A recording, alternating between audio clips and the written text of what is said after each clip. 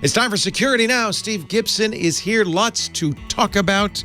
We're going to talk about Apple versus the FBI, Patch Tuesday, and that massive security flaw Microsoft did patch in Windows 10 and Server 2016. However, there's now a new security flaw in Internet Explorer. It's still not patched, but Steve has the fix. That and a lot more, all coming up next on Security Now. Security Now comes to you from the Twit LastPass Studio, securing every access point in your company. Doesn't have to be a challenge. LastPass unifies access and authentication to make securing your employees simple and secure. Check out lastpass.com/twit to learn more. Podcasts you love. From people you trust. This is Twit. This is Security Now with Steve Gibson, episode 750, recorded Tuesday, January 21st, 2020. The CurveBall Crypto API. Security Now is brought to you by Worldwide Technology. Worldwide Technology's Advanced Technology Center is like no other testing and research lab, with over 150 different security services and applications, including OEMs like Cisco Umbrella. And the ATC is virtual, so you can access it 24/7. To learn more and get insights into all that it offers, go to wwt.com/twit. And by Melissa. Bad data happens to good companies. That's why 10,000 businesses count on Melissa for clean, reliable address data. Get started today with 25,000 records cleaned free. That's a $75 value at melissa.com/twit. And by Wasabi Hot Cloud Storage. Thinking about moving your data storage to the cloud? Wasabi is enterprise-class cloud storage at 1/5 the price of Amazon S3 and up to 6 times faster with no hidden fees for egress or API requests. Start a free trial at wasabi.com and use the offer code SecurityNow. It's time for Security Now, the show that everyone has to listen to each and every week. Because if you don't, God knows. Your balls may get curved, Leo. That's Steve Gibson. You never know. There's a reason he said that. He's not just out of the blue. Steve Gibson from the Gibson Research Corporation, our security guru. Many of us have been taught that, there's no one better than Steve Gibson over the years, day in, day out, to keep up on what's going on in the land of security. And you're right on top of this new CurveBall exploit, too, this year. Well, actually, I wasn't. I think it was you who referred me to it when we were talking about it last week. It had just happened. It was part of the January Patch Tuesday patches. New that didn't have a catchy name yet. It was known as the Crypto API flaw. Now CurveBall. Now it's got a catchy name. Yes, and there's also a snarky something about crypto chains. We'll get to it. There are 2 proof of exploits now on GitHub. But so what I had intended to talk about before whatever it was I talked about last week was the failure of SHA-1 hashing. And it turns out that horrible as that is, even that gets pushed back again, hopefully till I'll be able to get to it next week, because too much happened. We have the addition of Google's iOS device family to their secure logon FIDO2 security key family. I saw this. I want to ask you what it means. I immediately took advantage of it, but I want to know what it means. So it's a good thing. We've also got a little bit of more back and forth between Apple and our Attorney General Barr, which I wanted to touch on. We do have, and there's a takeaway for our listeners, a relatively serious new IE 0-day vulnerability, which is, being a 0-day, it was discovered being exploited in the wild. And despite the fact that it's IE, it's possible for sites to deliberately invoke IE if that's what they want specifically. So and it's bad. It's a remote code execution vulnerability. So we got to talk about that. There's something, I did it immediately, that our listeners can also do, because it uses sort of a fringe DLL that isn't in the mainstream. So you can just sort of say, nah, we're just going to disable it to keep it from being abused. We've got the release of Microsoft's Chromium-based Edge browser, the FBI's official reaction to the Pulse Secure VPN vulnerability. After that all hit the news, I guess that's what we talked about last week, because it was so potentially worrisome. The FBI has told us some of what they know about it. We've got, believe it or not, this thing slipped under the radar because of the crypto API flaw that had everybody all worked up.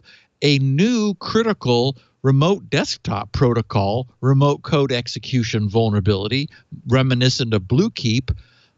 We've got a bit of miscellany, and then we're going to examine the headline-grabbing crypto API that, as we already said, has been given the name CurveBall. That comes from the fact that it's an elliptic curve crypto that is broken. It's an interesting flaw. It was introduced 5 years ago in July of 2015. It just sort of in an update. So, for example, Windows 7 wasn't ever vulnerable to it because it was only affects 10 servers 2016 and server 2019. So it's things that have been, it's things that have been updated recently in this newer evolution. Also, Firefox is not vulnerable because they carry their own NSS. They've always had their own security suite. Oh, interesting. Google Chrome was, but they quickly updated Chrome in order to check for it. But the vulnerability is pervasive, and I'm sure we're going to see some exploits of it. So anyway, a lot of fun stuff to talk about, and I got a kick out of this picture of the week that we'll talk about after unveil our first sponsor momentarily. Our first sponsor this week comes to us from the great city of St. Louis in the great state of Missouri. It's Worldwide Technology. And I think if you're an enterprise, you know Worldwide Technology, one of the great enterprise selling companies, distributors, consultants. Really, consultants is the best phrase to describe what WWT does. And as part of their helping their customers understand the technology, apply it, build it in, make it work with the rest of their technology stack, WWT has over the last decade built a Advanced Technology Center, the ATC.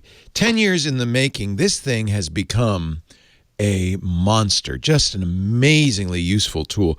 Over $500 million in gear from hundreds of OEMs. So they're all in this lab. I mean, we've got Cisco, NetApp, VMware, Tanium, Equinix, Expanse, all of them in there for the WWT engineers. They can spin up proofs of concept.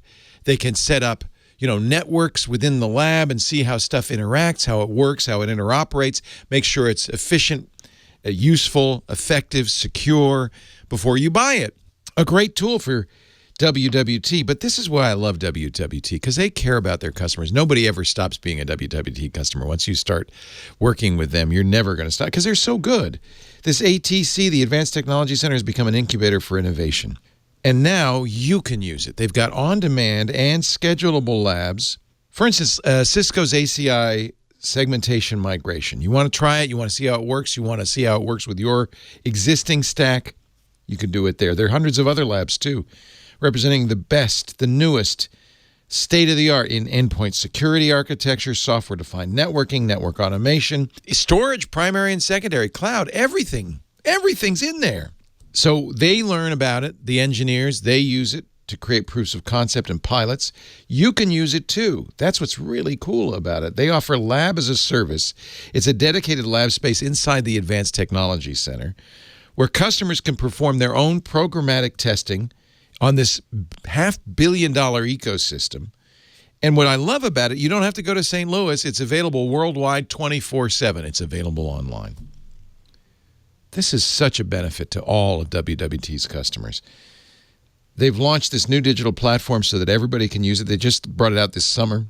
This ATC ecosystem creates a multiplier effect of knowledge and speed and agility anytime, anywhere around the world for their customers. You get access to hands-on labs, but also articles and case studies and all the tools you need to make a difference to integrate stuff into your technology stack, to build a technology stack in today's very fast-moving world. This is what you need. I want you to check it out, wwt.com/twit. Sign up for access to their new on-demand lab platform. Find out what WWT can do for you as a customer, wwt.com/twit. Worldwide technology simplifies the complex. You're gonna want this. wwt.com/twit. Worldwide technology, delivering business and technology outcomes around the world. We're going to be going out to St. Louis in March. I can't wait. I want to visit the lab, and I think we're doing a panel discussion too. So we'll let you know more about that in the future. Now back to Security Now and Steve Gibson. So our picture of the week is just kind of fun. It's not really apropos of anything except that it plays off of the crazy world that we're in now. It just shows the front of a classroom with the teacher standing on one side of the blackboard and a little kid looking at her saying, "Before I write my name on the board, I'll need to know how you're planning to use that data." So I love it. That's right. It's what true. are your plans? Everybody's aware these days. Yeah. Unfortunately, we're all aware because of the abuses of that in the past, and so we're trying to negotiate a compromise between the economic model that has evolved on the internet of using this data because they can, and arguably individuals' more threatened rights to privacy than we've ever had before. So, anyway, iPhone has joined Android in being a qualified Google account security key. We talked about this last spring. I think it was last April that Google allowed Android devices, essentially, their devices, to double as a hardware security dongle, a physical token for use in providing multi-factor authentication to Google's services.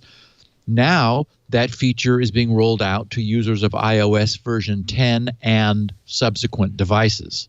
So this looks like the single sign-on approval thing. Microsoft does this with their Authenticator too. So when I log on to Windows, it pushes something out to Authenticator that then on my device, on my phone says, "Hey, is that you logging in at IP address blah, blah, blah?"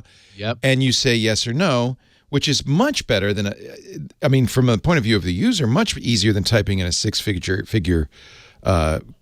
TOTP. Is it better, more secure than TOTP?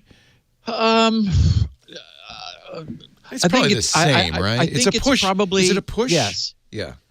Yeah, so it's probably comparable security. What's interesting is that it does use Bluetooth, and Bluetooth must be active on both devices, both on the phone and the device you are wishing to authenticate on. But they do not need to be paired. So it does not require a pairing relationship. It just uses a little brief, beacon-style communication. That worries me, because isn't Bluetooth somewhat insecure? Well, Bluetooth is radio. And on the other hand, your one-time token you're typing in on your keyboard.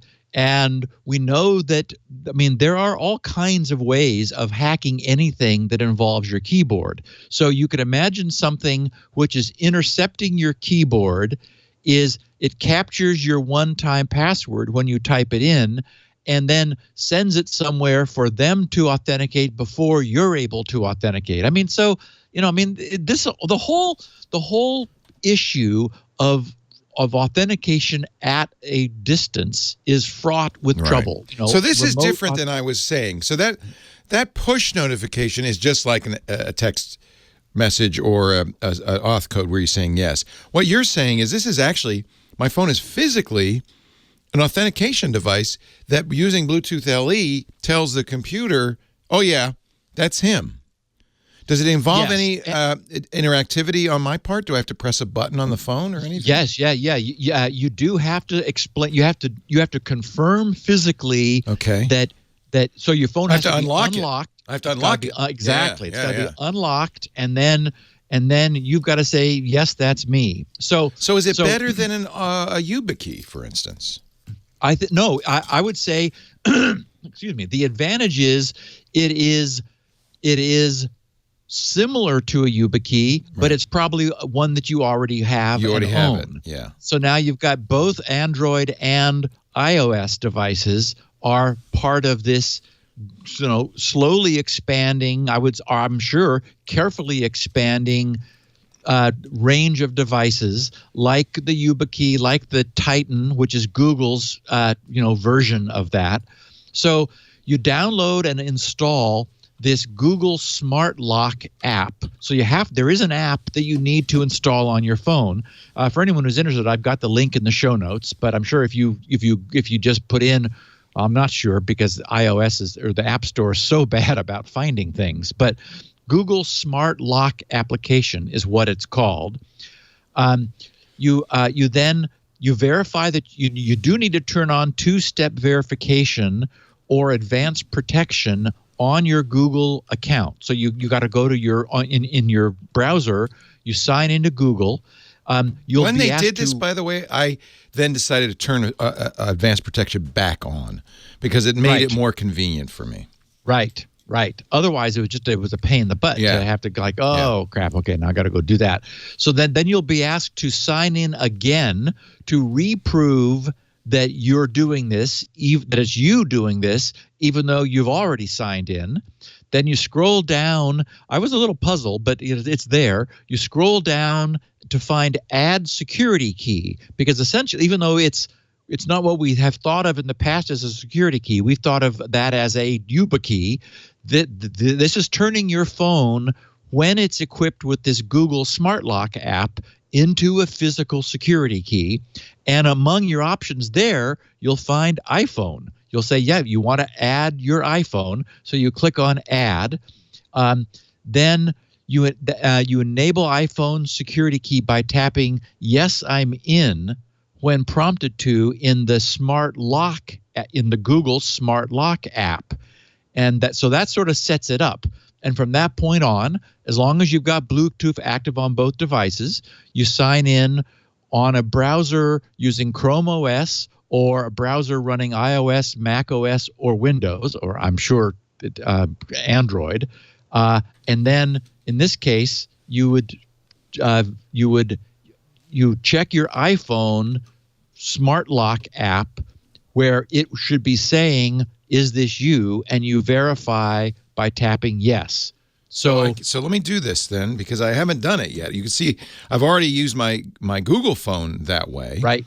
And I have a bunch of YubiKeys. I like having more than one YubiKey in case I lose one, and I keep the other ones in a safe, secure location. That app, and I should note that even Google says once you've done this, you should create another backup security key. Yes. And I don't know what that means, but the problem would be if anything happened to your phone, you didn't have it with you, and you needed to sign in. Right. Well, this is always the problem with tightening authentication, is that it keeps the bad guys out, but it also keeps you out unless you're able to prove. I can't use both my Google Pixel and my iPhone. Whoa! So it says you may only have one built-in security key on your account. That makes sense. You don't want to have too many of these either. Since I have backup with my YubiKeys, I guess I'm going to go for that. That's interesting. And for purposes of demonstration. And then it just, it didn't, maybe because I have Smart Lock open, it didn't do anything on Smart Lock. It just added it. But I guess it says, you've already verified. By the way, it's not my 10S but I guess this is a little concerning. The 10S is an old phone. This is now an 11. Named 11. It doesn't say 10S anywhere, but I think Google still thinks it's my 10S. So I'm just gonna live with that. That is not really reassuring, but anyway, okay. Google knows what it's doing. Well, and this does, again, for example, I'm using a one-time password for my Google access, and I have long been doing so. Google is good about allowing my accounts to be sticky. They're good about notifying me if I have signed in on a machine, on something I had that they haven't seen before. Yeah. So that's all good. And I do have, I'm using OTP Auth. That's my favorite app on the iPhone. I've talked about it before. I like it because it gives me some flexibility. I can create folders. It has an appearance in the widgets on iOS. So like on my lock screen or on my, the whatever it is, where you slide to the left from the home screen, I'm able to access it there. I'm able to put the few things that I use most there. I'm also able to just have it copy the OTP into the clipboard if I'm logging in on that phone. Anyway, I just that's the OTP Auth is the app that I chose there. That's what I'm using, and I guess I should try this just because it's possible now. Although all these limitations seem a little bit annoying, but I guess it would be. It's not. I guess my point is, it's not something that I'm doing often. I don't find myself often having to log in to Google because I've got, my computers are secure and Google remembers me there on a persistent basis. But when I do, I'm just using a 6-digit one-time password. Yeah. So, but I did want all of our listeners to know, for those who are interested in physical token security, your iOS device is now considered a physical token. And when I was doing some of the reading into this, I learned something, Leo, I never knew, and I was impressed. We've been talking a lot in the last year about the scourge of phishing attacks. Phishing relies upon and preys upon human fallibility to perpetuate successful attacks. Gmail blocks more than, get this, 100 million phishing email attacks per day. Wow. A tenth of a trillion. Wait, wow. No, a tenth of a billion. 100 million phishing attacks per day is spotted and blocked by Google. So just that's significant because human fallibility is inherently porous. I like I've adopted that term porous to talk about security because I think it properly conceptualizes the nature of security. Is if you push hard enough, if the pressure is enough, you're going to get something is going to squeeze through a leak somewhere. And so security is not perfect. It's porous. And the harder you push, the more you get. And so, boy, being able to block all of that email that someone might click on. There's a certain percentage of people even if you're trained up and educated, you're not paying attention. Someone interrupts you while your finger's hovering over the button, and you click it when you didn't mean to, and that's all it takes. I'm constantly talking to our IT department, saying, what are we doing? Because, we got people in the front office who are maybe not as sophisticated as some. And as you point out, anybody's vulnerable to this. And I always worry we're going to get hit by ransomware. One of the things we do, and this is because Gmail does such a good job, is we use G Suite as our corporate Gmail. Our twit.tv addresses all go through Gmail. So that's step one. The advantage of its filtering. Yeah, yes. We do a lot of other things, but that alone is pretty reassuring. They catch a lot. If you're using Gmail, you're not seeing nearly the number of phishing attacks you would be otherwise. Maybe none. And I do maintain a Gmail account. I've had one forever. And sometimes I'll look over in the spam side, and because I'll look at all the stuff that makes it through. And I'm thinking, God, there's a lot of crap here. Then I look over at what didn't get in. It's a lot more. Like, whoa. Yeah. I think they do a really, really good job, both of spam filtering and threat filtering. Yeah. Yeah. So I did want to sort of just kind of, we're going to be keeping an eye on what is happening with the U.S. versus big tech as regards encryption. There was some continuing back and forth last week. We started the discussion of it last week. We know that Bill Barr, our U.S. Attorney General, wrote the letter to Apple's counsel saying, we need you to unlock these two phones. Bill Barr, in a press conference, said, quote, we have asked Apple for their help. in unlocking the shooter's iPhones. So far, this is Barr talking, Apple has not given us any substantive assistance. And I suppose that the characterization as substantive is somewhat open to interpretation. This is why people hate attorneys and politicians. But based upon the level of Apple's arguably quite substantive cooperation, Barr must have meant that Apple didn't give them absolutely everything they asked for. Apple replied to Barr's characterization by saying, quote, "We reject the characterization that Apple has not provided substantive assistance in the Pensacola investigation. Our responses to their many requests since the attack have been timely, thorough, and are ongoing. Within hours of the FBI's first request on December 6th, we produced a wide variety of information associated with the investigation. From December 7th through the 14th, which was last Tuesday, we received 6 additional legal requests, and in response, provided information including iCloud backups, account information, and transactional data for multiple accounts. We responded to each request promptly, often within hours, sharing information with the FBI offices in Jacksonville, Pensacola, and New York. The queries resulted in, get this, many gigabytes of information, which we turned over to investigators. In every instance, we responded with all of the information we had." And Apple added that it had received the subpoena for the second iPhone on January 8th and responded to the FBI's request within hours of receiving it. So in Barr's somewhat unfortunate press conference, he said, "This situation perfectly illustrates why it is critical that investigators be able to get access to digital evidence once they have obtained a court order based on probable cause. We call on Apple and other technology companies to help us find a solution so that we can better protect the lives of Americans and prevent future attacks." So standing back from this a bit, this sounds more like Barr just continuing to bang the drum for change and not actually expecting anything else from Apple. He knows they can't do anything.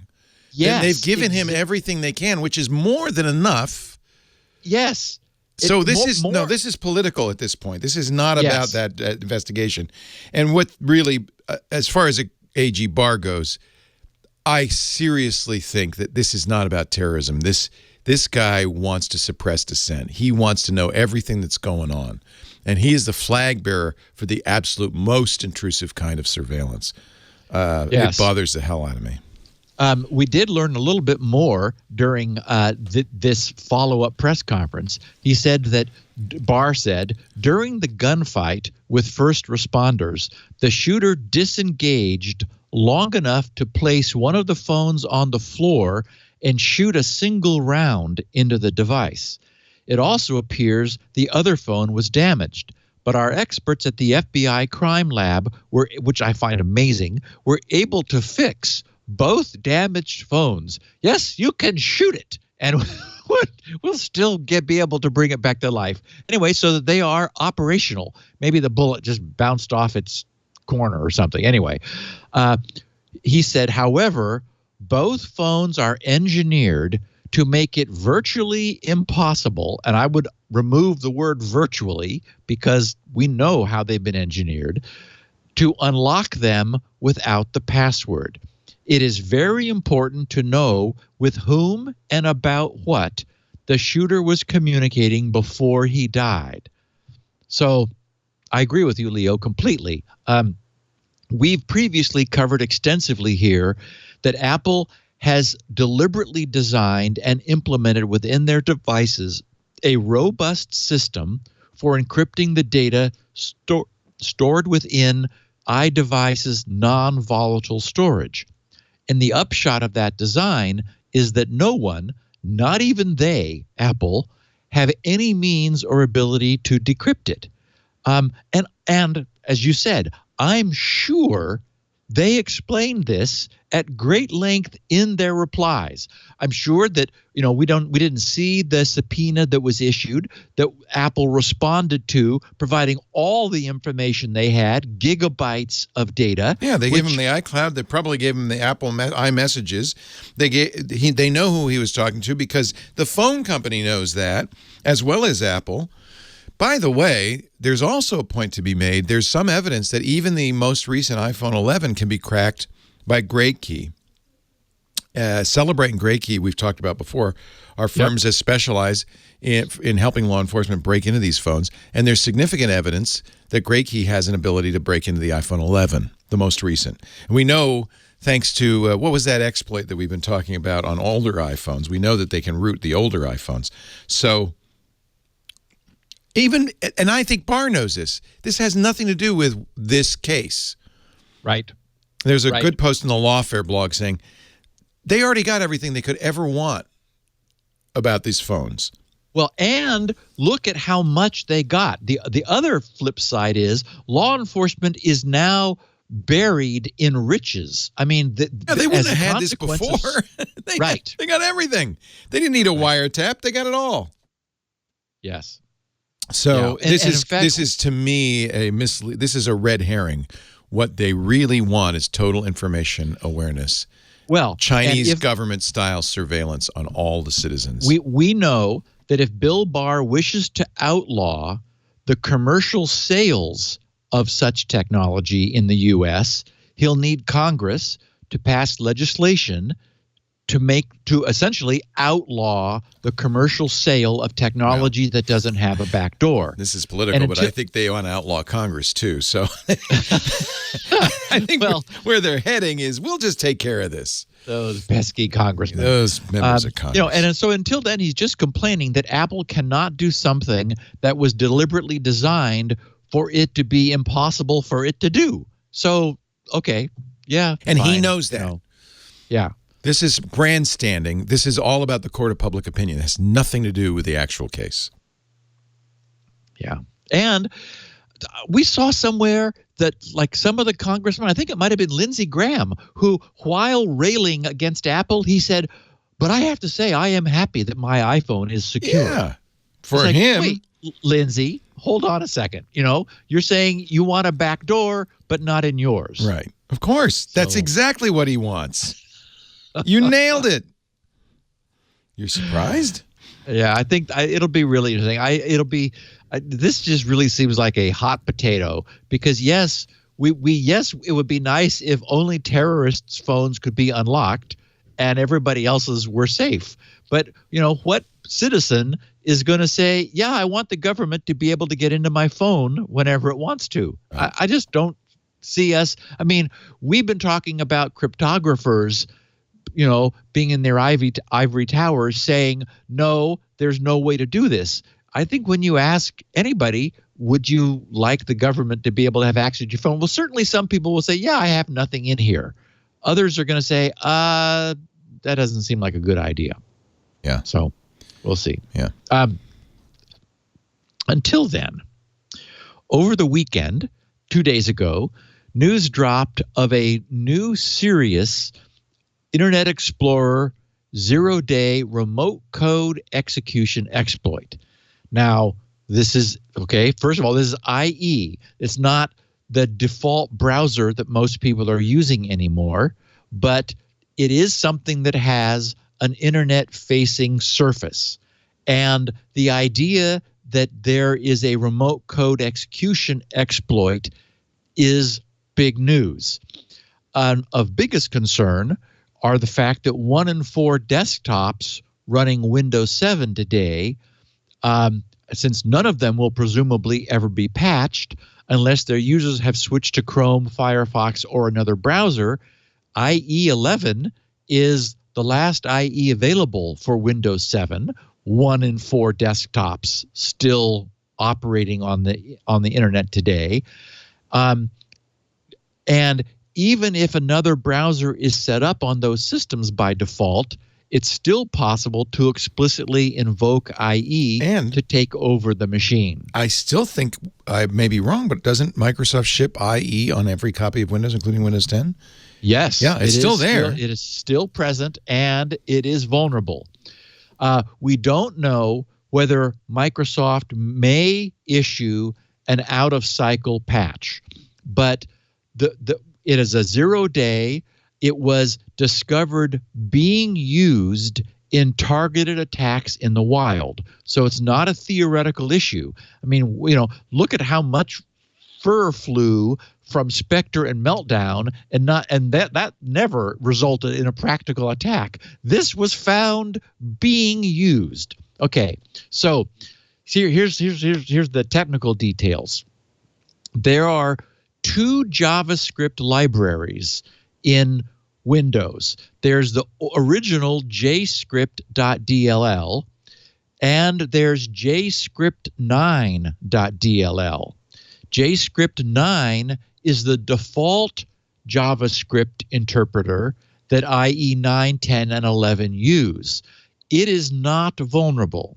So it's the non-default earlier JavaScript DLL, which, of course, because Microsoft's good about not killing off legacy stuff, there were some sites that were dependent upon some quirks and characteristics of the original JavaScript library.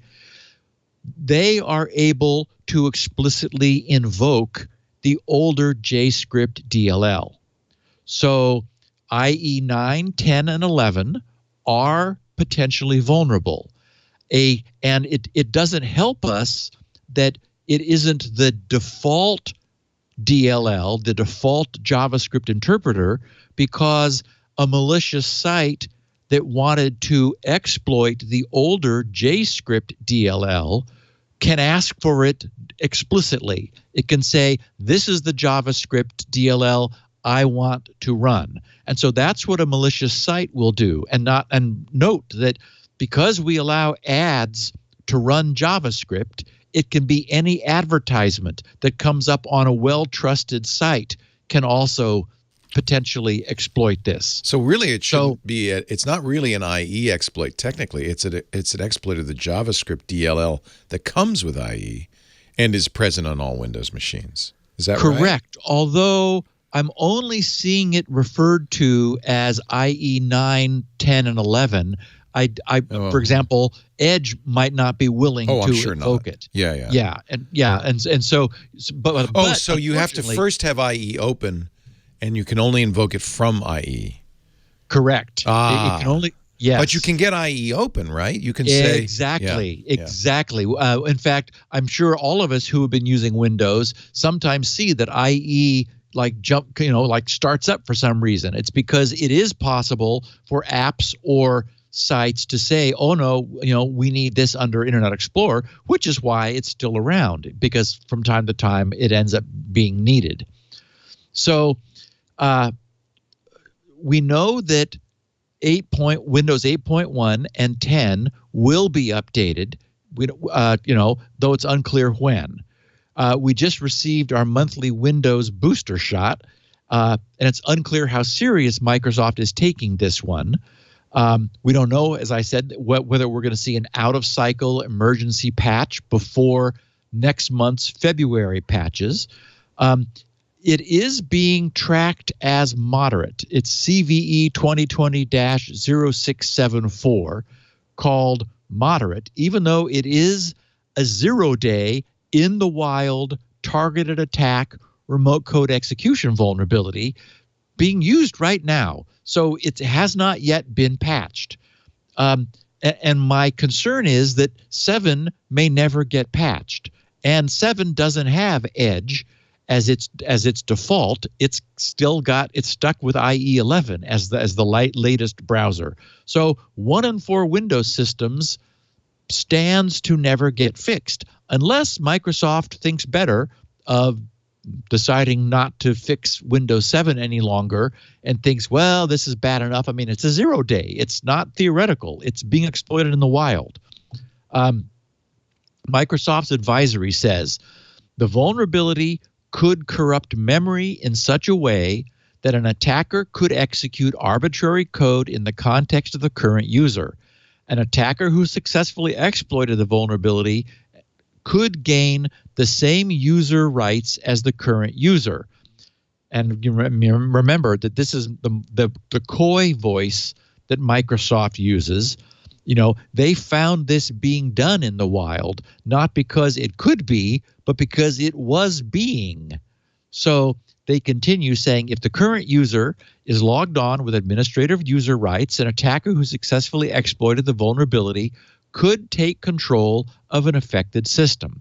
An attacker could then install programs, view, change, or delete data, create new accounts with full user rights.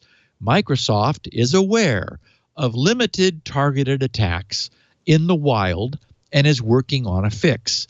But until a patch is released, affected users have been provided with workarounds and mitigation to prevent their vulnerable systems from cyber attacks. Okay, now that's sort of an odd thing to say. Affected users have been provided? Well, okay, only if you do a bunch of hocus pocus mumbo jumbo. I mean, it's not like it's being delivered to you. You have to be listening to this podcast or be checking in on internet news things. But that brings me to my next point, the workarounds. It's possible to quickly and easily disable all access to this vulnerable JScript.dll. I immediately did it. Since I never deliberately use IE anymore, and any IE-dependent sites barely legitimately use JScript.dll any longer. So for me, and I expect for most of our listeners, the chance of encountering any problem is next to zero. That is, any problem where having disabled access to JScript.dll would cause a site not to work. Whereas the probability of it being used against us maliciously is significant. And notice that it was used in limited targeted attacks until it was discovered. Now whoever's using it knows it's out there, and it's a race against the clock to leverage it until, maybe for a month, until Patch Tuesday of February. So the fact that it has only been seen in limited targeted attacks, now that we know it exists, the wraps are off. So suddenly the threat, you could argue, the threat jumps hugely. I have here in the show notes a picture I took of my JScript.dll properties last night, showing that the everyone user, meaning everyone, has had everything, all rights denied. No modification, no read and execute, no read, no write. That is, this JScript.dll cannot be invoked by the system, by IE, by anybody. Also in the show notes are some commands that you need to use for on a 32-bit system. There is a command to take ownership of the JScript.dll, then a second command to set the everyone user to deny all.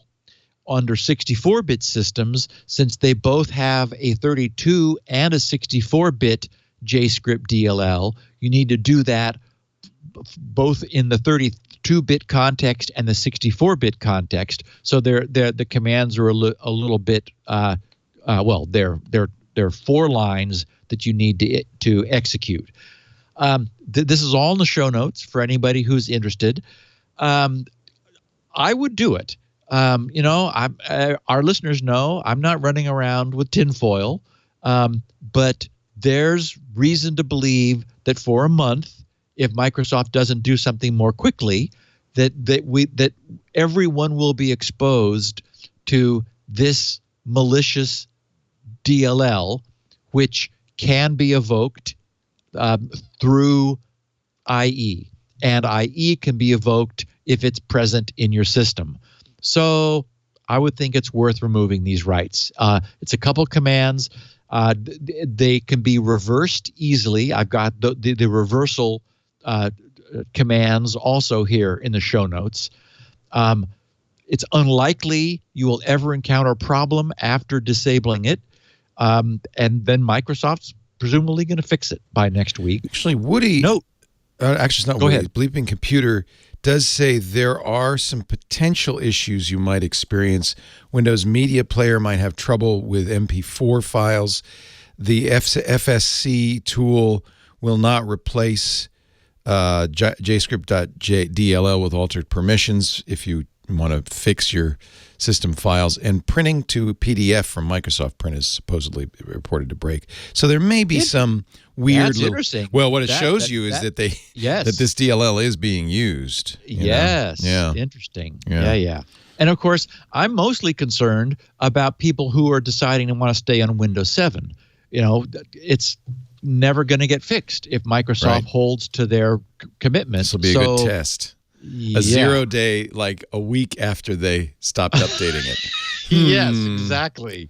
Yeah. Yeah. And, and not a good thing, because they've got a 25%, as we say it, 1 in 4 desktops are still running Windows 7. And that number may drop in time, but you have to think at this point, they're not going to be moving to Windows 10, even though it's free. Yeah. So, Leo, let's take our second break, and then we're going to talk about some other updates and important goodies. Indeed. Our show today brought to you by Melissa. Hi, Melissa. Melissa's a very nice person who will clean your data just for you. She's a data cleaning lady. Actually, Melissa's the leader in address verification. If you have a database, an address list, the worst thing in the world is to send 5 copies of the same email or brochure to the same people. That's just nuts. It doesn't reflect well on you. It also wastes money, decreases customer satisfaction. Bad addresses, bouncing emails, not good either. That's why it's time to come clean with Melissa. Melissa has every address in the world, from Adelaide, Australia to Zipaquira, Colombia, and it is used by some of the biggest companies in the world to clean up their address lists. Delta Faucet was able to improve their call center processes with, this is a nice additional feature, Global Address Autocomplete. You give me the first, little bit, and I can finish in the rest, and by the way, do it accurately. So don't worry about mistyped zip codes, things like that. Z1 Motorsports was able to reduce fraudulent e-commerce transactions by 90%. It's a great tool that everyone needs to use. And I'm going to show you how you can try it for free in just a second. Melissa provides a full spectrum of data quality protection for your customer data. It will do everything: verify postal addresses, mobile numbers, email addresses. You can use Melissa to update the addresses of customers who have moved, to get rid of those duplicates. And they even will give you analytics that you can apply across your address list. How many people are in Alabama? How many people are in the Midwest? Lots of information. Easily build address verification and customer data validation right into your custom app, because Melissa has a great API. They have CRM cloud connectors, too, to work with your particular CRM program, e-commerce plugins. So if you're selling online, apply Melissa. You've probably already used Melissa. There's a lot of sites where you enter in an address and it says, you mean this? And they add the zip +4 and all that. That's Melissa at work. And if you want, you could just upload your customer file for a quick data cleanse. It's not as painful as it sounds. Well, by the way, and I know you care about this because that data is important to you. It's valuable. It's important to your customers that you keep it secure. Melissa is very serious about securely managing your data. They undergo constant independent audits to reinforce their commitment to data security, privacy, and compliance. They are SOC 2, HIPAA, and GDPR compliant, and will always be that way. Did you know that mailers in the United States lose about $20 billion a year in mail that cannot be delivered because the address book is messed up? Bad data happens to good companies. That's why 10,000 organizations worldwide trust Melissa to get their customer data clean and accurate. And now, here's the good thing. If you got to just take a little database, it's perfect for our Christmas card list. We use that for that. 25,000 records cleaned for free. That's worth $75. You can get it free at melissa.com/twit. Melissa, just like the woman's name, MELISSA, melissa.com/twit. Or you just call them. They're nice people. 1-800-MELISSA and find out more. 1-800-MELISSA. I just think it's the greatest thing ever. It's good for everybody. Melissa.com/twit. Thank you, Melissa, for supporting Security Now. And thank you, Security Now listeners, for supporting us by using that address so that they know you heard it here. Melissa.com/twit. I'm gonna have to be thinking about that, because I have a huge list of SpinRite 6 owners, right? Who that you're going to contact. I'm gonna have to be notifying that I've got some good news for them. And some of those addresses are 15 years old. Yeah, they might have moved. I don't know. I'm just thinking. That's true. Yeah. No. Yeah, Melissa. I'll hook you up. Just let me know. Yeah, that's not something I've gotten to yet, but we're moving in that direction. I love hearing that. I love hearing that. Yeah. So, giving Windows an additional edge. Speaking of browsers, we were just talking about IE. Microsoft also last week, as we were expecting, took the wraps off their new Chromium-based Edge browser. So I guess Paul and Mary Jo can now stop referring to it as Credge. Never. I've got the link to, but it's not being pushed out in Windows updates. So Windows 10 users did not get it automatically last week. There is a link in the show notes to get it, but I also created one of my little GRC shortcuts, grc.sc/edge. grc.sc as for shortcut, grc.sc/edge. That will take you to the page, allowing you to download it. And it is, I have to say, it's pretty looking. It's available right now for Windows 7, Windows 7, 8.1, Windows 10, and iOS and Android. So you can download it for any of those platforms. And Mac. Okay, I didn't know that. And Mac. Yeah. Cool. And of course, as we know, this Chromium-based Edge browser abandons Microsoft's own home-rolled Edge HTML rendering engine in favor of Google's open-source Chromium. That's an important distinction, by the way, because people are saying, well, just get Chrome. It isn't Chrome. It's the Chromium renderer engine, right? Right. It's the guts. It's the heart of Chrome. And a perfect example is that Microsoft has added some additional features to it. And taken some out, I would bet. Yes, exactly. They de-Googleized it in order to make it theirs. I've installed it, and it's quite attractive. But there's also some nice features, or at least there are some plans to have that. Under the settings screen, under privacy and services, there's 3 flavors of tracking prevention: basic, balanced, and strict. And so mine is now set to strict, because why not? There's also there's supposed to be something a little bit below that on that page. I've seen screenshots of it, but mine didn't have it. It's block potentially unwanted apps, which sounds like a setting I would like to have. Maybe it's only available in the Canary versions and not yet in the one that you download, but it sounds like that's going to be coming eventually. Also, there's the ever popular, oh, thank goodness, block media autoplay, which is not enabled by default.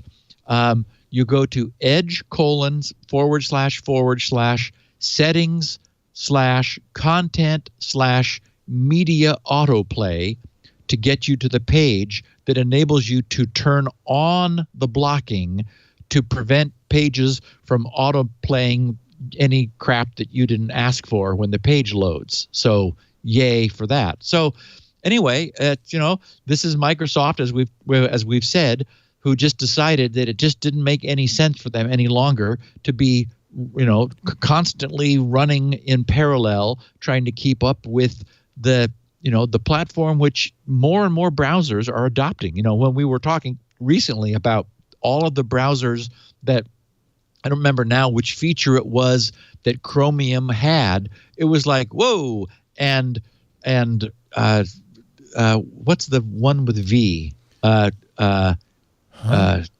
Vivaldi. Oh, Vivaldi. Wow. Yeah. And Brave and Firefox is still the holdout doing their own thing, and it's nice because we don't want a monoculture. Exactly that. We really don't want to have a monoculture because you can always switch to a different browser. It makes sense, and where you're not just same guts with a different surface. And of course, I'm still in love with my side tabs that Firefox is alone in offering in an integrated fashion. There's like a weird kind of a sidecar thing you can get for Chrome, but no, I just want true side tabs, and so far that and I like a lot of things about Firefox as well. Although these newer browsers, Chrome and now Edge, they really look nice. From our that's no surprise department, Bleeping Computer reports that the FBI has sent a flash security alert that nation-state actors have breached the networks of U.S. municipal government and a U.S. financial entity, which remains unnamed, by exploiting the critical authentication bypass vulnerability in those Pulse Secure VPN servers. We talked about this at length last week. The FBI says that unidentified threat actors have used the Pulse Secure VPN authentication bypass flaw to, quote, exploit notable U.S. entities, although without naming them, since August of 2019. They said in August of 2019, attackers gained access to a U.S. financial entity's research network by exploiting unpatched VPN servers. The same month, a U.S. municipal government network was breached in an attack that exploited the same vulnerability. Based upon the sophistication of the so-called tactics, techniques, and procedures, they actually have an acronym for that, the TTPs, the tactics, techniques, and procedures used in the two attacks. The FBI believes unidentified nation-state actors are involved in both compromises. However, it remains unclear, they said, if these are isolated incidents. So according to the FBI, the attack that targeted and compromised the U.S. municipal government network took place in mid-August of 2019. This attack, quote, the operators enumerated and exfiltrated user accounts, host configuration information, and session identifiers that could allow them to gain further access to the internal network. In the other known attack, they said, quote, the intruders remotely exploited a Pulse Secure VPN appliance. The flash alert said the vulnerability in Pulse Secure allowed directory transversal and access to a file where login credentials were written in plain text. In addition, the Pulse Secure appliance may have been vulnerable to a buffer overflow and command injection. After breaching the network, the nation-state actors gained access to the Active Directory, harvesting and exfiltrating user credentials, the usernames and passwords, for the VPN client.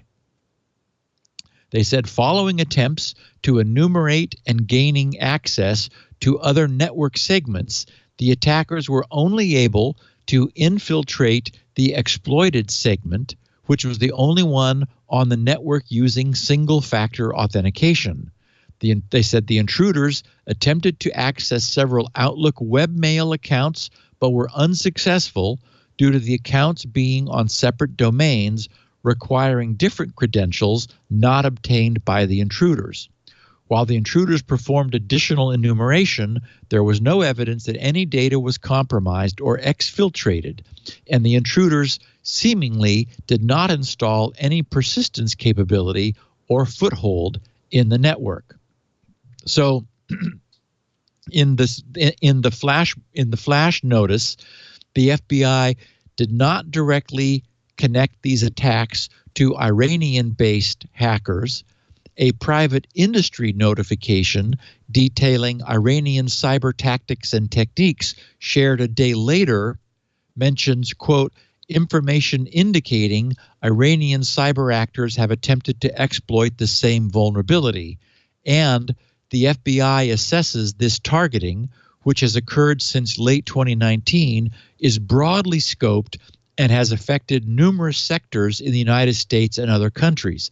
The FBI has observed actors using information acquired from exploiting these vulnerabilities to further access targeted networks and establish other footholds even after the victim patched the vulnerability. So that, of course, jives with what we talked about and had seen last week. Excuse me. So what's clear is that today, we use the term threat landscape, and it's clearly not hyperbole. We don't just face a situation where we have opportunistic hackers, as is often said, operating out of their parents' basement. Cyber warfare is a real thing, and there are serious players scrutinizing every announced vulnerability, just waiting for an opportunity to gain an advantage.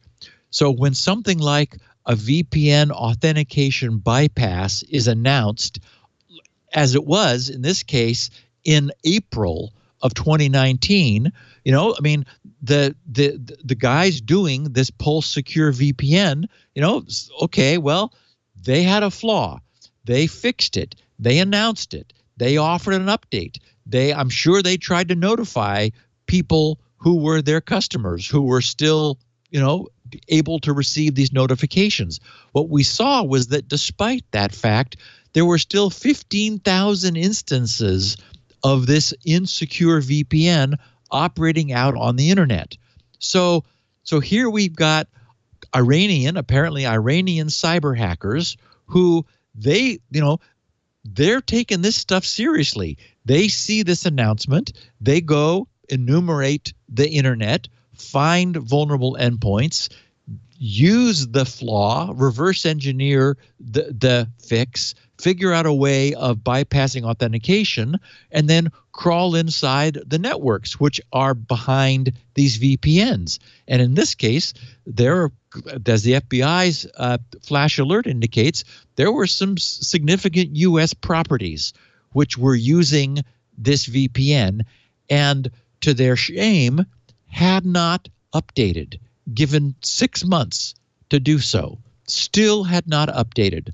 So in one case, we know that international foreign currency exchange, Travelex, that was, and we talked about it, hit by the Sodino Kibi ransomware on December 3rd after not patching 7 of their Pulse Secure VPN servers.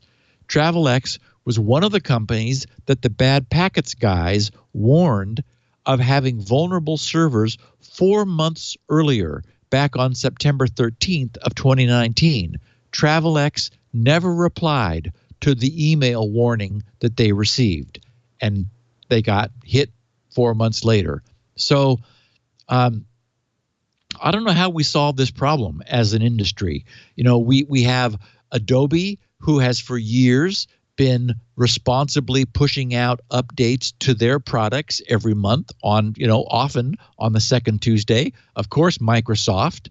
There are an increasing number of examples of patches being made available and pushed responsibly. We've said here that Soho routers need to be doing this themselves. It's no longer enough to say to require that users go and click on, log into their router and then check for an update and then update their router's firmware. These things are unattended, unsupervised IoT devices, essentially. They're on the internet. They need to go and get and update themselves. So I just, we just have to, as an industry, we have to keep moving in this direction, because it's clear that that it's not opportunistic hackers we really are now operating in an environment where any flaw found is followed up on by teams that are being paid, often by their governments.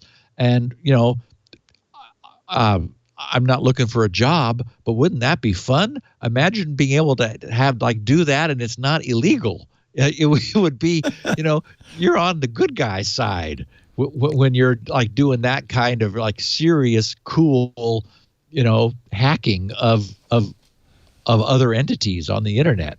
Wow, that would be really neat. Okay, so something that slipped under the radar, and I'm kind of amazed by this. I didn't see anyone talk about this. The U.S. Department of Homeland Security, CISA, published the alert AA20-014A titled, this is last week, on Tuesday, Critical Vulnerabilities in Microsoft Windows Operating Systems. And there I have the alert in a link to the alert in the show notes. Essentially, what I think happened is that this more interesting and also serious crypto API vulnerability that we'll be talking about in a minute, which the NSA discovered in Windows 10 and Windows servers, which Microsoft rated that one as being merely important. And of course, it's now been dubbed CurveBall. That obtained the lion's share of the attention last week. We'll be looking at that next. But this CurveBall obscured an entirely different vulnerability that Microsoft rates as critical for reasons we will see. And believe it or not, it is another pre-authentication remote code execution vulnerability in Microsoft's remote desktop protocol. In this case, in something known as the remote desktop gateway. There's a link. I also have a link to Microsoft's own security guidance. They said in their disclosure of this last Tuesday, quote, a remote code execution vulnerability exists in Windows Remote Desktop Gateway when an unauthenticated attacker connects to the target system using RDP and sends specially crafted requests.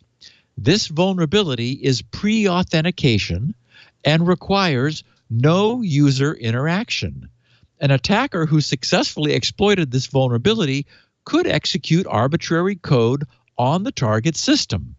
An attacker could then install programs, view, change, or delete data, or create new accounts with full user rights. Doesn't that sound familiar? They said to exploit this vulnerability, an attacker would need to send a specially crafted request to the target system's RD gateway via RDP. This affects Windows servers 2012, 2012 R2, 2016, and 2019. So all the servers that are being maintained. It also turns out that the same RD gateway is in Windows Server 2008 R2. We don't know whether it also affects it because Microsoft stops saying that anything that they're not supporting is affected, even when it may be. So we don't know. Under mitigations, they say, Microsoft has not identified any mitigating factors for this vulnerability. Under workarounds, they say Microsoft has not identified any workarounds for this vulnerability. Under their FAQ, what network ports are vulnerable to this attack? They say that vulnerability only affects UDP transport, which by default runs on UDP port 3391. So, as our listeners will recall, it hasn't been a year. It was back on May 14th of 2019 that we first learned of the now widely known Bluekeep vulnerability. Microsoft's disclosure back then was CVE 2019-0708, and that was titled Remote Desktop Services Remote Code Execution Vulnerability. And I have it here in the show notes, the language from that disclosure. It's identical to the language that I just read. Nothing has changed. So yes, it sounds familiar. This exploit is against the server-oriented remote desktop gateway, which is, we can hope, much less widely deployed, but it turns out there are plenty of them too. So we're back here once again with a very serious vulnerability, which will surely result in another round of exploitation. Kryptos Logic, spelled Kryptos Logic, has examined the DLL that was repaired last Tuesday in this update. In their introduction, they explained the intent of the Remote Desktop Gateway. They said, Remote Desktop Gateway, RDG, previously known as Terminal Services Gateway, that's as a consequence of the fact that it's been around a long time, and yes, it affects Server 2008, is a Windows Server component that provides routing for remote desktop. Rather than users connecting directly to an RDP server, users instead connect and authenticate to the gateway. Upon successful authentication, the gateway will forward RDP traffic to an address specified by the user, essentially acting as a proxy. The idea, they say, is that only the gateway needs to be exposed to the internet, leaving all RDP servers safely behind the firewall. Oops, except the firewall is broken. In fact, introduces a new vulnerability due to the fact that RDP is a much larger attack surface. A setup properly using RDG can significantly reduce an organization's attack surface, except when it creates a new one. Anyway, I have a link to the full disclosure. They completely reverse engineer the vulnerability, show exactly what it is that's going on, find and tell us about the problem. It turns out, remember before I mentioned that the vulnerability was only over UDP. Well, this is yet another problem associated with UDP packet fragmentation and out-of-order reassembly after receipt. We've talked about UDP packet fragmentation and reassembly problems many times in the past. It has historically been a huge headache for IP stack implementers. It's inherently prone to having mistakes made, and in this case, it has bit us again.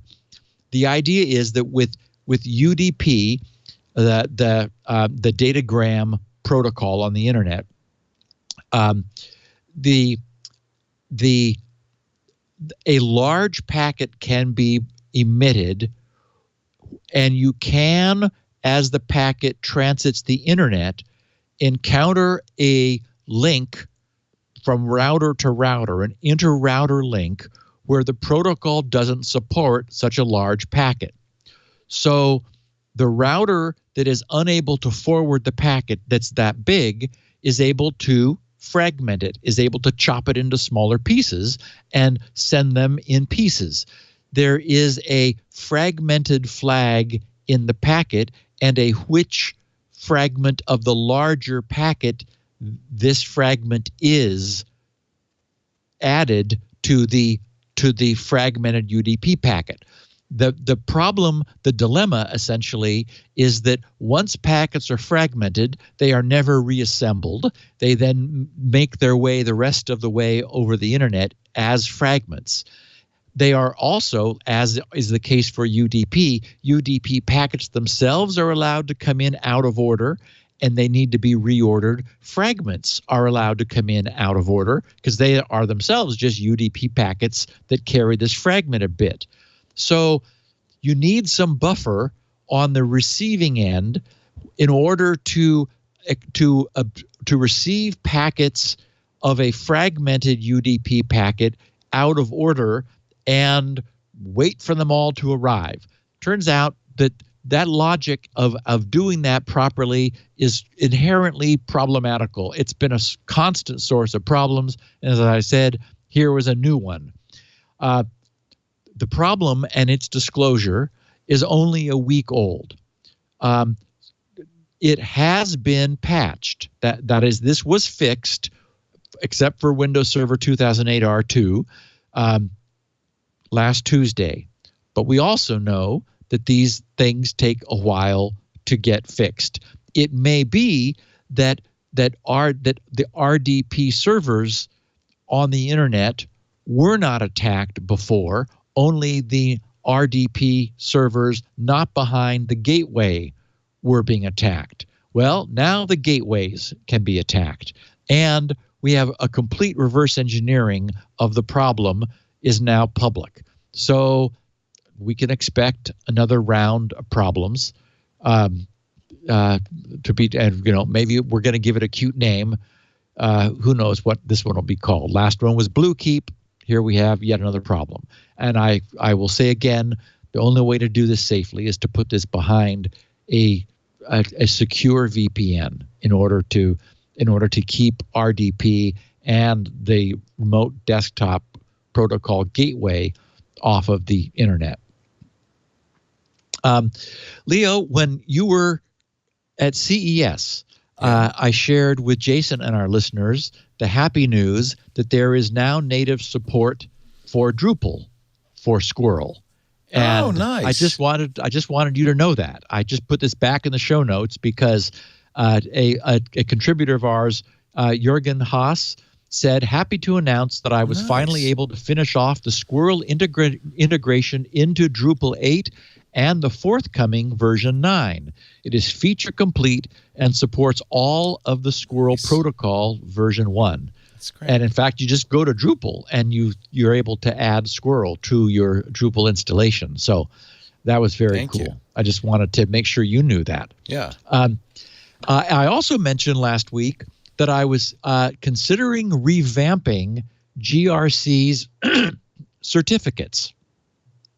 That happened since I last spoke to our listeners on the podcast.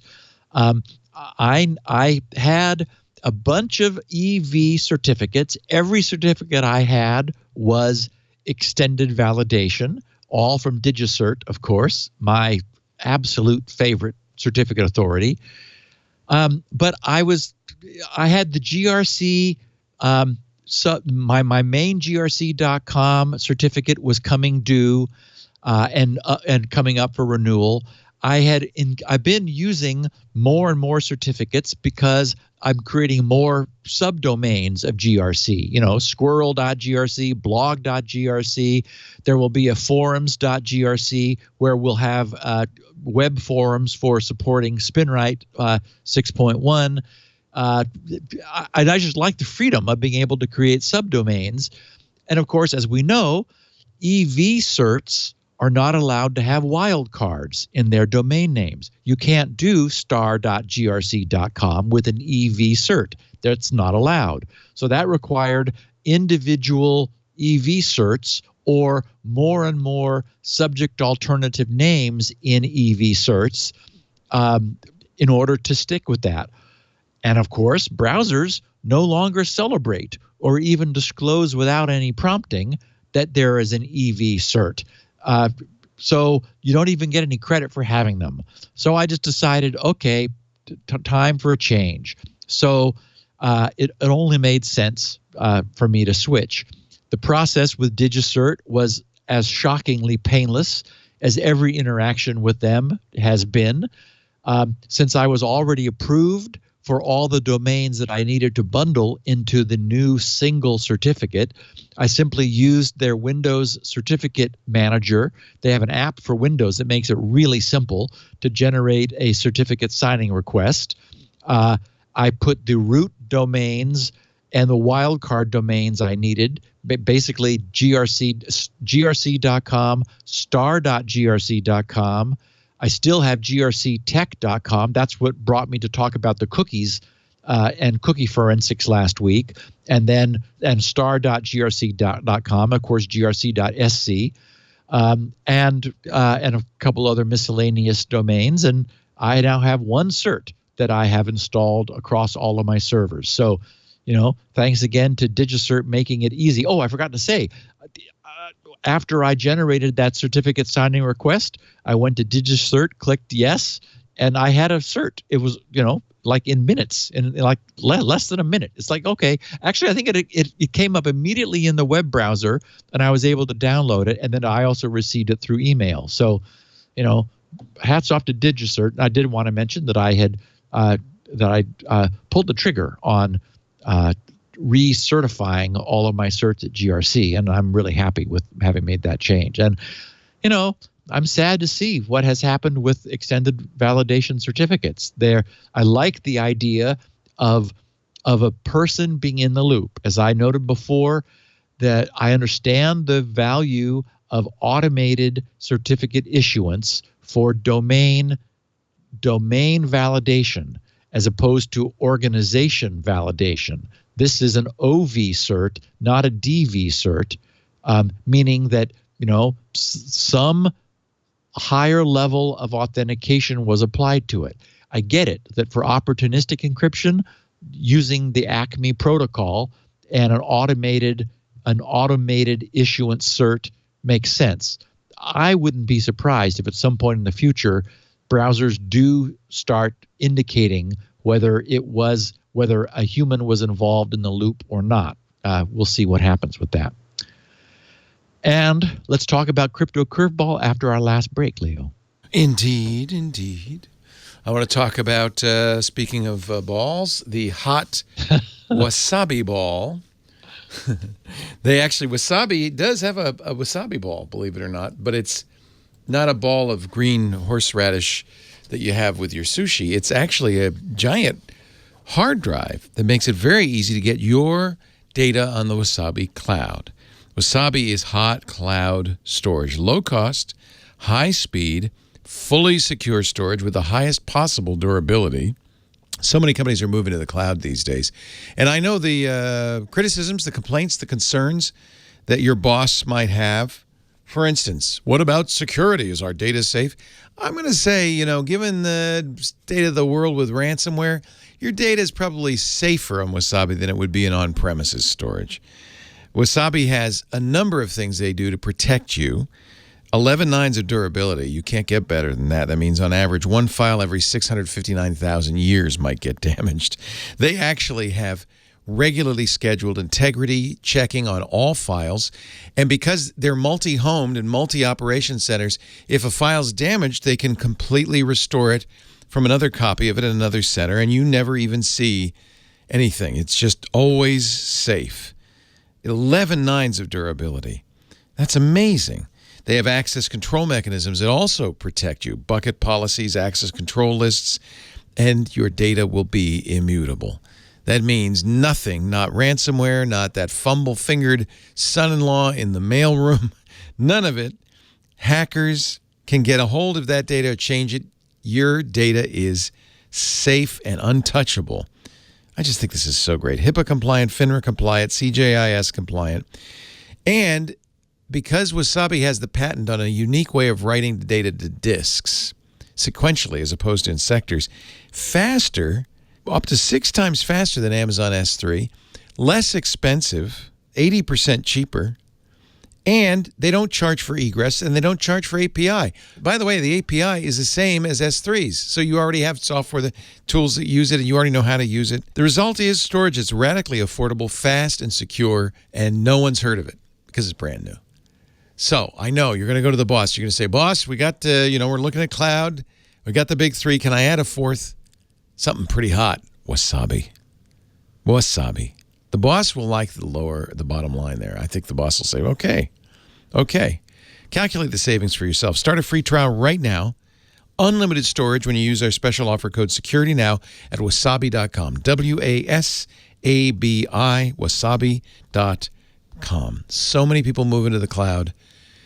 So many people just do the default, the tyranny of the default. They go with S3, they go with Amazon. Think about it, and maybe, just maybe, there's something better out there. Wasabi.com. Offer code Security Now. Thank you, Wasabi, for believing in Twit.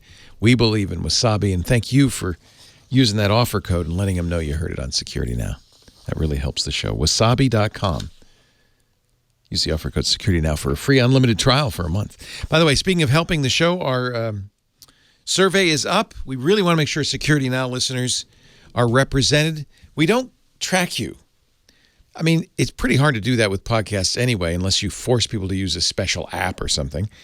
But we do like, and our advertisers like to know a little bit more about you. It helps us choose what shows to do. It also helps us sell to advertisers. That's a vital part of keeping the podcast free and available and flowing. And so once a year, we have a survey. We give you a chance to completely voluntarily, completely anonymously tell us who you are, what you think, that kind of thing. The survey's up. We'd appreciate it if you, as a Security Now listener, would participate. We want to make sure you're well represented. Go to twit.to/survey20, the 2020 Twit survey. twit.to/survey20. And I thank you for helping us out. Steve? Twit.to. I didn't know you had that. That's cool. Yeah, we've had that for some time. Yeah, URL shorteners. They're a miracle. So, okay. We all understand the critical importance of the Internet's trust model, yes, which, with the caveats we often examine, for the most part works. You know, how much fun have we had at the expense of the Hong Kong post office through the years? And, you know, my startled discovery of how many certificate authorities were in my old XP system a long time ago is like, oh my goodness. And the fact that, you know, it's a trust all model. Well, okay. So it's got, you know, it's a little creaky, but for the most part, it works. We trust that we have established a private connection to a website because of the HTTPS certificates presented by the server, which are automatically verified by our browser and are rejected with glaring warnings if anything at all seems wrong.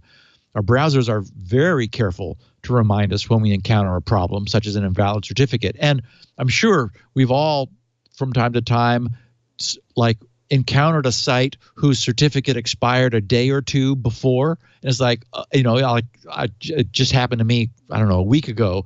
I was going somewhere and I got like a warning, and I checked. I looked at the certificate. It's like, oh yeah, that was the day before yesterday. Well, I'm sure they know they need to get a new certificate. You know, but mostly we're protected. So we enter our credit card numbers, we interact with our banks, and essentially trust these technologies to keep us safe.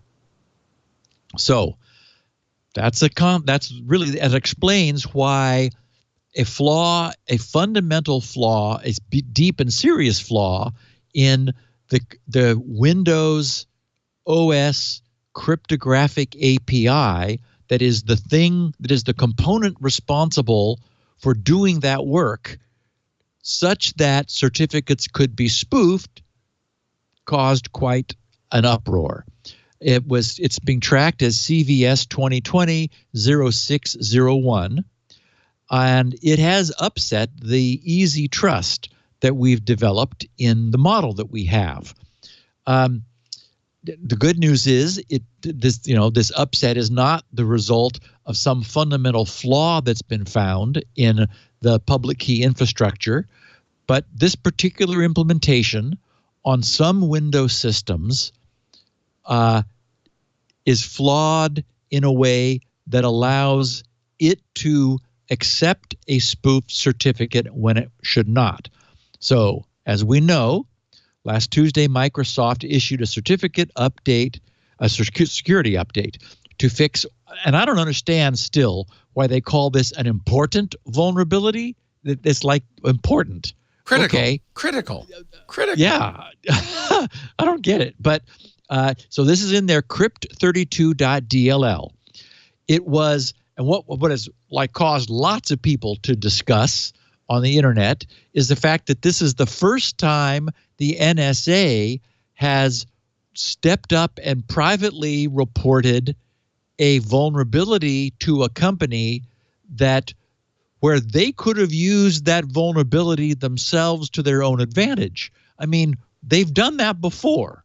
They've done that in the past. That's what we learned that the NSA was doing, for example, with Bluekeep, is that, they knew of was it Bluekeep? No, Eternal Blue. Sorry, Eternal Blue. They have used vulnerabilities themselves, kept them quiet, worked to not have them disclosed in order to give themselves an advantage. Maybe it's because they felt this was too critical to go unfixed. I mean, because this is really bad, and I'll explain exactly how bad next.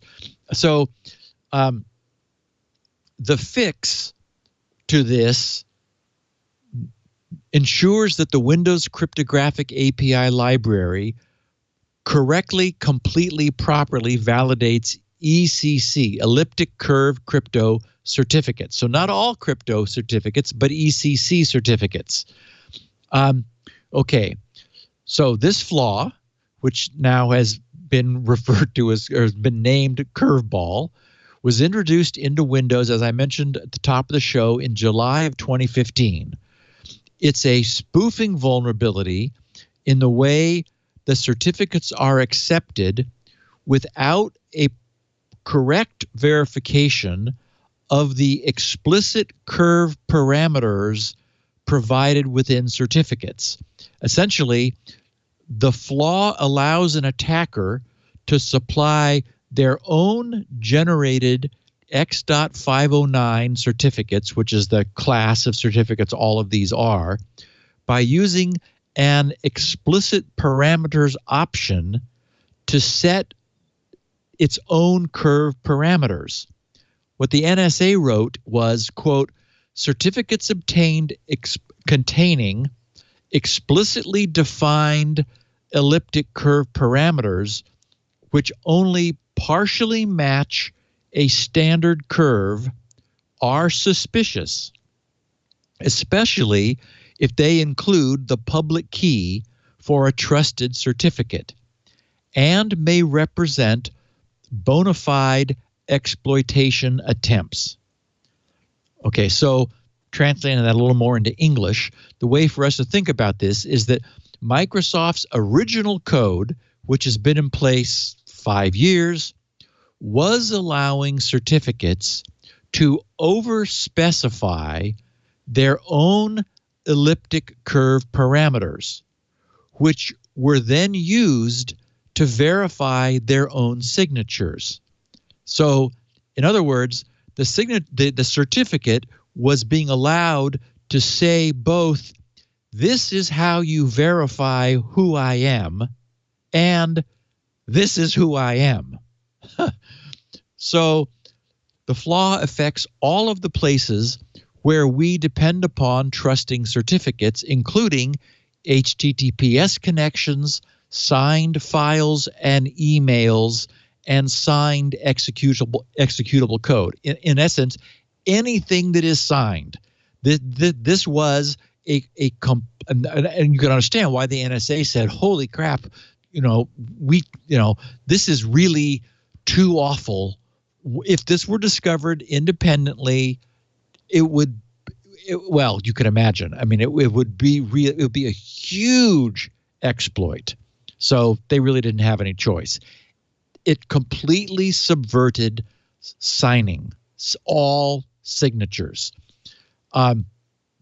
So from an adversarial context, man-in-the-middle attacks, you would not have any way of assuring that you were actually connecting to any website that you believed you were, because the signature of the certificate that your browser received would be trusted unless you were using Firefox when it should not be. The good news is Windows 7 and Server 2008 R2 in this case, even though they received their final updates last week, they were never vulnerable in the first place.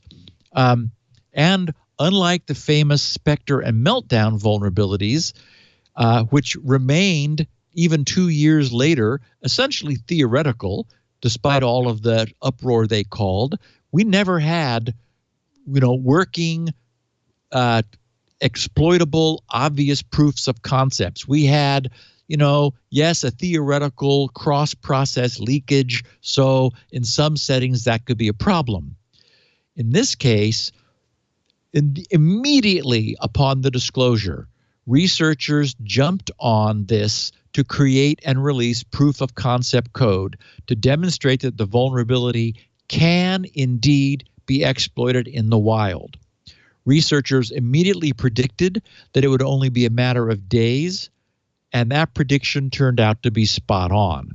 The first researcher to prove the vulnerability was exploitable was a guy named Salim Rashid, who developed, or maybe that's a pseudonym, don't know, he developed a proof of concept code that permitted the immediate faking of TLS certificates. And of course, that would allow anybody to create fake websites. He has not shared his code, but he tweeted some visual proof. I have a link to his tweet in the show notes. Then, and we could say, well, okay, but that's a tweet of that could be spoofed. That's true. Immediately on the heels of that came published code from Kudelski Security, and that was followed closely by a Danish researcher, Ollypwn, Ollypwn. Both now have proofs of concept code up on GitHub. Kudelski calls his the chain of fools because, of course, it's all about certificate chains. That's on GitHub.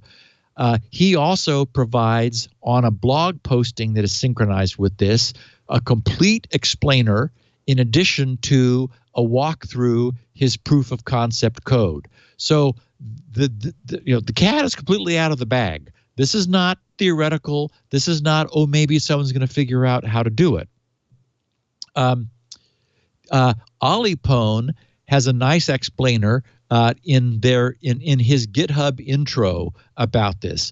He wrote, CVE 2020-0601, commonly referred to as CurveBall, is a vulnerability in which the signature of certificates using elliptic curve crypto is not correctly verified. He says ECC relies on different parameters. These parameters are standardized for many curves. However, Microsoft didn't check all these parameters. The parameter G, the generator, was not checked, and the attacker can therefore supply his own generator, such that when Microsoft tries to validate the certificate against a trusted certificate authority, it'll only look for matching public keys and then use the generator of the certificate. He finishes saying that there's a cert, Microsoft ECC product root certificate authority.cer is by default a trusted root certificate authority using ECC on Windows 10. Anything signed with this certificate will therefore automatically be trusted. And of course, this flaw allows a spoofed signature of that certificate to be readily created, and nobody has any questions now about how to do it. So we have publicly available code and exploitation in the wild. We have publicly available code demonstrating the vulnerability and proof of concept code. Exploitation in the wild by malicious actors will surely follow. Yes, it was patched on Tuesday. Well, we know in practical terms how much good that does. Again, Windows 7 systems that could not be patched, Windows 7 and Server 2008 also received their last patch, but they had nothing wrong with them. They're not broken in this way. Only subsequent Windows 10 and servers. There will be a patch delay. We know that will that will happen. It always does. There will be servers that will never be patched, which have received code since July of 2015 and then at some point stopped receiving it. This is going to get exploited. This is not good, and that's why this was such a big deal. I'm sure that our listeners have installed the patches and rebooted their systems. They're probably fine. Again, Firefox never trusted any websites using that ECC certificate problem, because it doesn't. Firefox brings its own crypto library along with it. Chrome briefly had the problem, but they were able to update themselves. Chrome updated to 79.0.3945.130. Once again, I had to go into help about, even though I was using Chrome yesterday and today, and it didn't update until I went to help about. Then it said, oh, and then it updated and restarted, and I got .130, and now I know that my Chrome won't accept TLS certs. I think that, however, that's like maybe the minimum of the or a minimization of the problem. This is anything signed. So we trust code signed by trusted signers. Windows trusts code. I did note, although I just saw this in passing and I forgot to follow up on it, that apparently Windows' own Windows Update will not be spoofed by this. Yay. So maybe it uses a different approach. Maybe it's not using elliptic curve signatures. It might be using RSA, a large RSA signature, and so it's not vulnerable. The problem is that there is a vulnerable cert that is in Windows 10, is absolutely trusted, and anything signed with it or spoofed with a spoof signature of it will also be trusted. So that's a problem.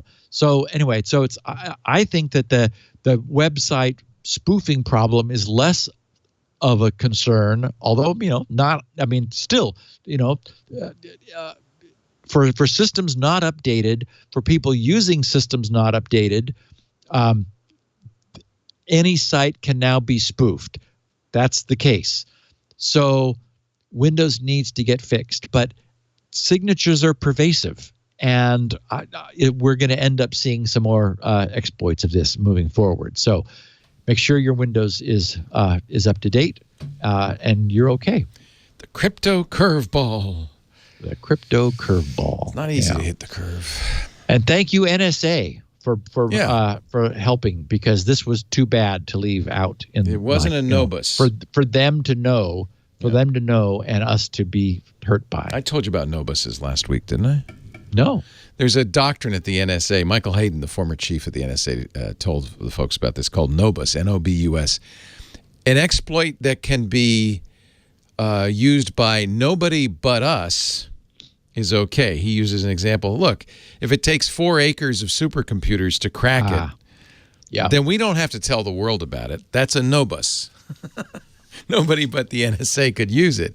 This was not a Nobus. This was something any idiot, including a script kiddie, could take advantage of, I guess. This was an omnibus. It was an all of us. So don't pat them on the back too hard. They still do hold some stuff back. But to their credit, if it's something relatively easily exploitable, they're not going to let that go. No. So. And this is really bad. Yeah, the ability just to get anything trusted by any Windows 10 system. So, it's as bad a bus as you can get.